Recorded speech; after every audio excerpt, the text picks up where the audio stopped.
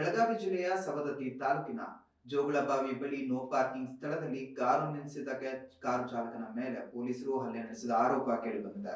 ಶ್ರೀ ರೇಣುಕಾ ಯಲ್ಲಮ್ಮನ ದೇವಿ ದರ್ಶನಕ್ಕೆ ಬಂದಿದ್ದ ರಾಯಭಾಗ ತಾಲೂಕಿನ ಬ್ಯಾಕ್ಯೂಡ್ ಗ್ರಾಮದ ಚಾಲಕ ಇತರ ವಾಹನಗಳನ್ನ ಅಲ್ಲೇ ನಿಲ್ಲಿಸಿದ್ದನ್ನ ನೋಡಿ ಪಾರ್ಕ್ ಮಾಡಿದಾಗ ಪೊಲೀಸರು ಅವಾಚ್ಯ ಶಬ್ದವನ್ನ ಬಳಸಿ ಲಾಠಿಯಿಂದ ಕಾರು ಹೊಡೆದಿದ್ದಾರೆ ಎಂದು ಆರೋಪಿಸಲಾಗಿದೆ. ಬರಬೇಡಿ ಎಂದರೂ ಕೂಡ ಮನವಿ ಮಾಡಿದ್ರು ಕೂಡ ಸಿಪಿಐ ಪಿಎಸ್ಐ ಹಾಗೂ ಕಾನ್ಸ್ಟೇಬಲ್ ಸೇರಿ 4-5 ಜನರು ಹಲ್ಲೆ ನಡೆಸಿದ್ದು ಕಾರಿನ ಕೀಲಿಯಿಂದ ಹೊಟ್ಟೆ ಭಾಗಕ್ಕೆ ಚುಚ್ಚಿದ್ದಾರೆ ಎಂದು ಕಾರು ಚಾಲಕ ಆರೋಪಿಸಿದ್ದಾರೆ.